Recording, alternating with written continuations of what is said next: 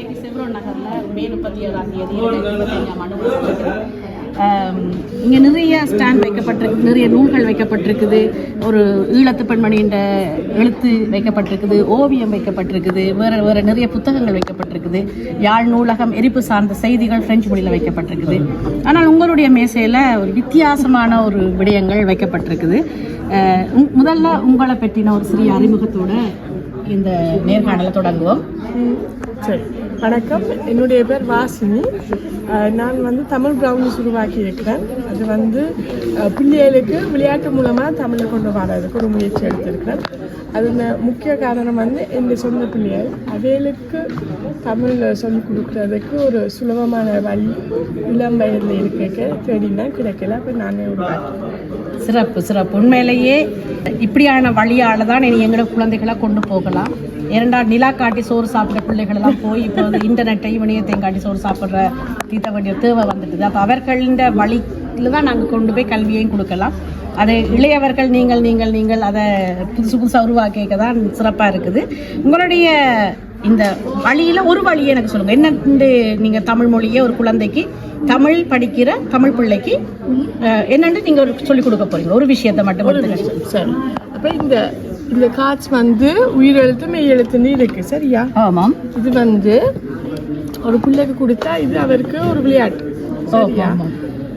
இந்த பேன் எடுத்து அவர் எழுதி, சரியா, எழுதி இதுல ஓடியோவும் இருக்கு. இப்ப தச்சம் பெற்றோர் மாதிரி கொஞ்சம் எழுத்த மறந்துட்டோம்டா ஓடியோ எடுத்து எழுத்துண்ட ஒளி இருக்குது, சொல்லுண்ட ஒளியும் இருக்குது. இந்த பிள்ளை அழிச்சிட்டு திருப்பி எழுதும். எழுத்துகளை கொப்பிகளை எடுத்து எழுதாமல், இடத்தையும் பிடிக்காமல், ஆனால் மறுபடியும் அந்த பிள்ளை எழுதி கற்றுக்கொள்றதுக்கு உயிரெழுத்துக்களை அதோட அதில் ஓடியோ இதில் இருக்குது.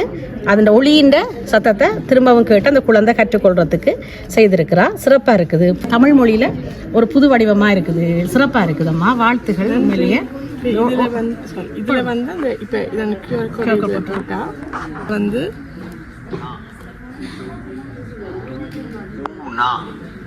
ஊனா என்று சொல்லி அந்த ஒளியின் சத்தத்தை தருது. கியூஆர் போட்டு அழுத்தினா ஊனா என்று வருது. அப்படி அது உயிரெழுத்துக்களை சொல்லிக் கொடுக்குறோம். அதே போல் இங்கே காது என்றால் இந்த பசில்ஸ் குழந்தைகளுக்கு விளையாட பிடிக்கும். அது விளையாட பிடிக்காத பிள்ளைகளே இருக்காது. எனக்கே பசில்ஸ் விளையாட நல்லா பிடிக்கும். அதை உண்டை சேர்க்கிறது, இணைத்து அது ஒரு வடிவமாக்குறது. அதில் காதுன்ற படமும் காவண்ணா தூணான்ற எழுத்தும் இருக்குது. அப்படி பல எழுத்துக்களை இணைச்சி அந்த நிறத்தையும் வச்சு அந்த குழந்தை கண்டுபிடிக்கக்கூடிய மாதிரியே செய்திருக்கிறான். அப்போ நிறைய வடிவங்களை உருவாக்கியிருக்கிறார். ஒவ்வொரு வடிவத்தில் இன்றைக்கு 3 பெண்மணிகள் இங்கே இருக்கணும். உண்மையிலேயே எனக்கு பெருமையாக இருக்குது. நானும் பெண்ணாக இருக்கிறதுல இந்த இப்படியான பெண்மணிகளுக்கு மத்தியில் இளம் வயது குழந்தை, நான் நினைக்கிறேன் புலம்பெயர் நாட்டில் சின்ன வயசில் வந்திருக்கணும், அல்லது புலம்பெயர் நாட்டில் பிறந்த குழந்தைன்ற ஒரு எண்ணப்பாட்டில் தமிழ் மொழியை குழந்தைகளுக்கு எப்படி அவர்களுடைய விருப்பத்துக்கு ஏற்ற மாதிரி கொண்டு போகலாம் என்று சொல்லி கொண்டு வந்திருக்கிறார். இது தமிழர்களுக்கு மட்டுமாண்டா நான் சொல்றேன், இல்லை, தமிழ் மொழியை கற்றுக்கொள்கிற ஏனைய நாட்டவர்களுக்கும் இது பெரிதும் உதவும்.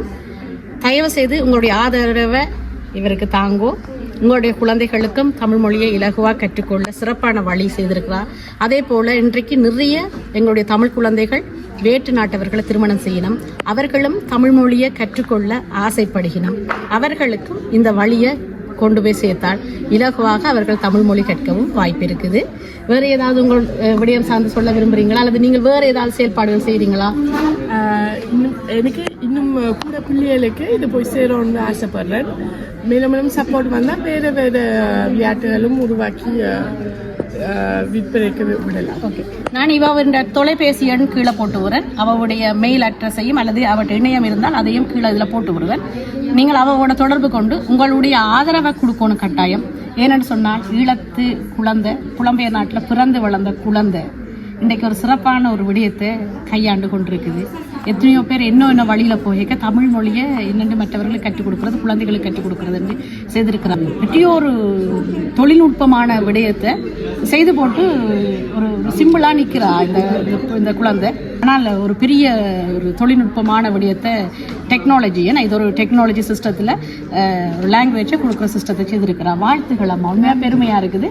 உங்களுடைய இந்த அறிவு சார்ந்த திறமை வந்து இன்னும் இன்னும் இன்னும் இன்னும் வளரணும். வேகமாக வளர்கிறதுக்கு நான் என்னுடைய சார்பில் நான் உங்களுக்கு உதவி செய்வேன். வணக்கம் அம்மா.